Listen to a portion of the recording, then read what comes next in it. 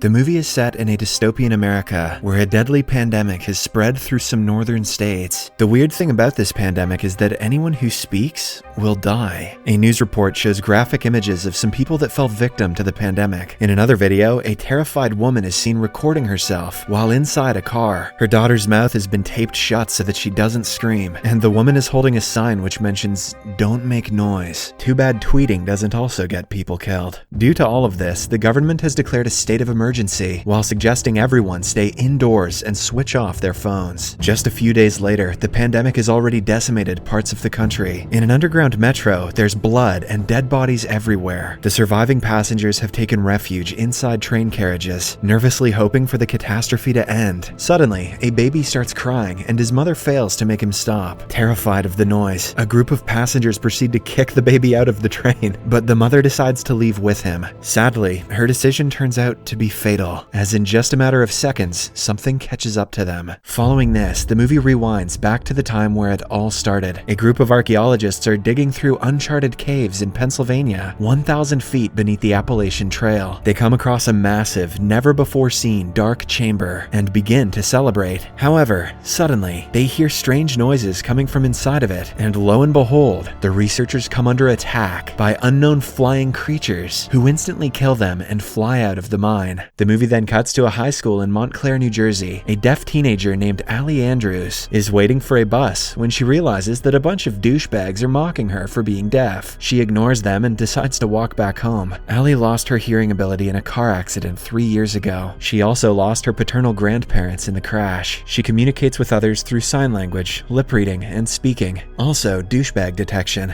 Meanwhile, a guy named Rob shows up and offers to walk her home. They both have a major crush on each other, but always fall short of admitting it. At work, Allie's father Hugh gets a call from his wife Kelly, who informs him that their daughter was again bullied at school. This upsets him, but there's not much he can do about it. Ever since Allie lost her hearing ability, Hugh and Kelly have become very protective of their daughter and often have fights about it. Allie lives with her parents, brother Jude, and terminally ill maternal grandmother Lynn. The Andrews family also have a pet dog, Otis. At night, Rob sends Allie a fascinating video of a colony of what looks to be bats flying somewhere. At 3 a.m., Kelly wakes Allie up and asks her to come downstairs. She notices that her entire family is in the living room, glued to the TV, looking worried. All windows are closed and the fireplace has been covered by plastic. The TV is reporting that several US cities are under attack by an unknown species of pterosaur-like creature referred to as vesps. They are unleashed onto humanity when some researchers blasted through the ancient rock fall that was sealed off for millions of years. The creatures can kill humans in a matter of seconds and use a noise to locate their prey. Because of this, the US government has declared a state of emergency and asked people to stay indoors and be quiet. As everyone watches the news in horror, Allie suggests that they head to the countryside as it is both quieter and safer. Hugh agrees, and everyone starts packing their belongings. One of Hugh's friends, Glenn, also joins them, and together they set out for the countryside. Later, Allie and her family stop at a gas station to refuel their cars. She uses the opportunity to take Otis out to pee, while Hugh tries to keep his son Jude entertained. Suddenly, he hears Allie screaming and quickly runs to her. A man has held her at gunpoint and is demanding keys to Hugh's car. Hugh is about to comply, but Glenn shows up to his rescue and shoots the robber in the foot. Terrified, the Andrews take the man's gun and drive away, leaving the robber to be killed by the creatures. However, before they can get far, the group comes across a massive traffic jam that's blocking all the interstate highways. Glenn proposes an alternative and they go off-road. While driving through the countryside, Glenn suddenly comes across a herd of fleeing deer. He quickly swerves his car in order to avoid a crash, but ends up tumbling down the embankment. The Andrews immediately go to check on him and find him alive. Sadly, he is trapped inside the car. The family tries everything to save Glenn, including using a nut wrench to open the door and calling 911, but nothing works. At last, Glenn realizes that he is eventually going to bleed out, so he asks Hugh to hand him his gun and leave with his family. Distraught, Hugh doesn't want to leave his best friend alone, but for the sake of his family, he agrees. Unfortunately, just as the family is about to leave, Otis senses something and starts barking repeatedly. This This attracts the vesps, and they attack the vehicle with tremendous intensity. Just when all hope seems to be lost, Glenn, who is still trapped inside the car, starts firing his gun to lure the creatures towards him. He manages to save the Andrews temporarily, but gets himself killed in the process. All this time, Otis keeps on barking. Hence, left with no choice, Hugh makes the difficult decision and lets the dog out of their car to die. The Andrews then realize that they can't drive away in their car without attracting the vesps, so they decide to abandon it. Hugh lights his car on fire to distract the vesps and sets out on foot with his family to find a shelter. They walk for hours, and Lynn struggles to keep up with her coughing, putting the family at risk. By evening, the family comes across an isolated house surrounded by a high fence and a locked gate. When they try getting in, the gate makes a noise and attracts the vesps. Soon, the homeowner also comes out with a gun, seemingly unaware of the current situation. She tries threatening the intruders, but the vesps immediately swarm her and rip her apart.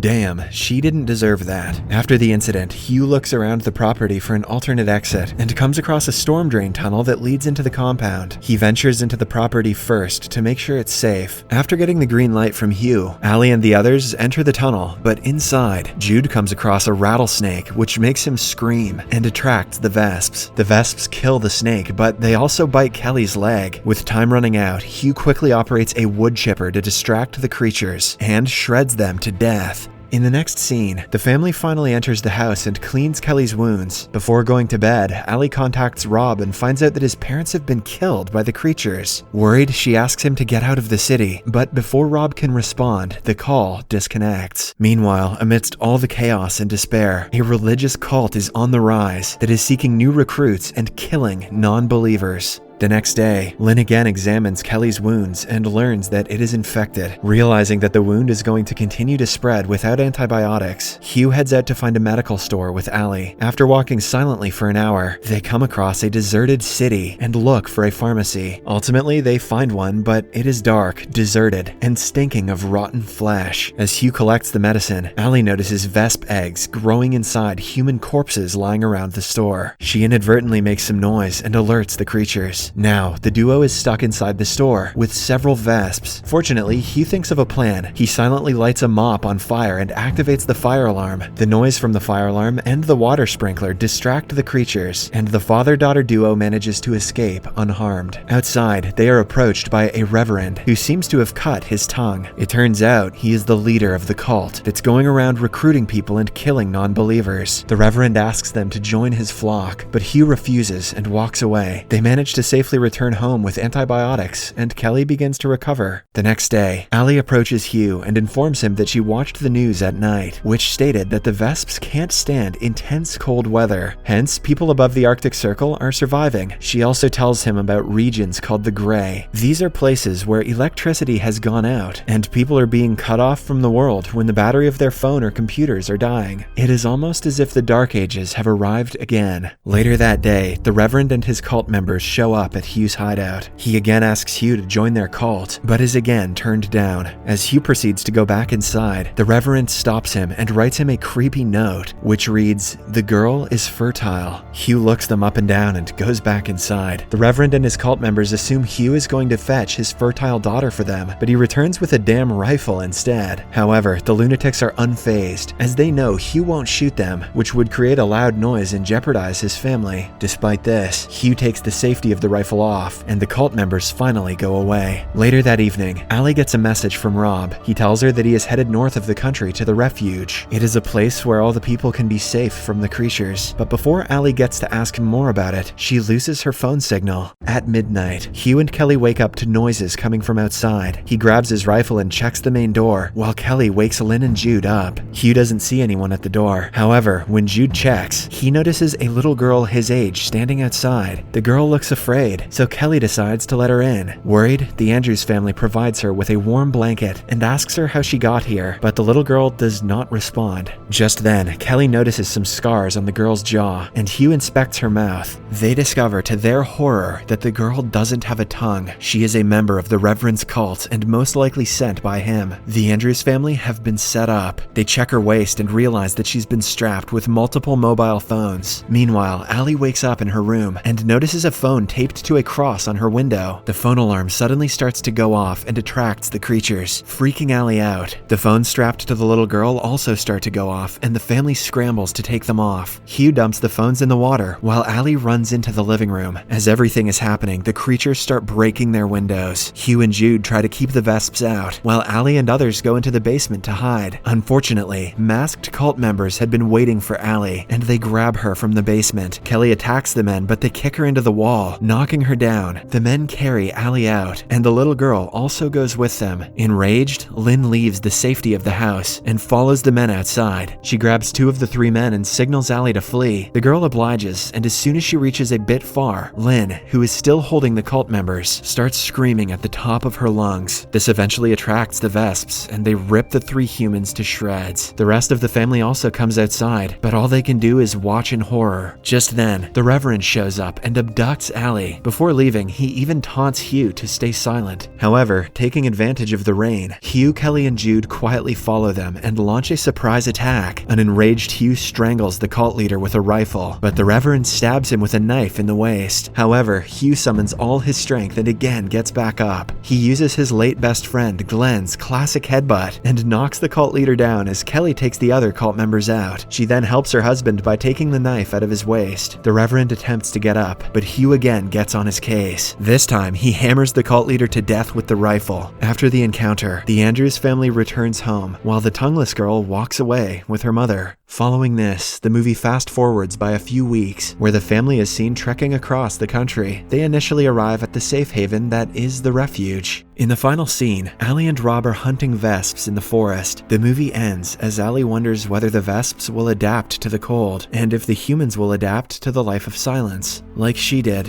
when she lost her hearing. In other words, very little progress has been made since the beginning of the movie. Subscribe for more videos like this, turn on notifications, and leave a like to help the channel out. Thank you for watching.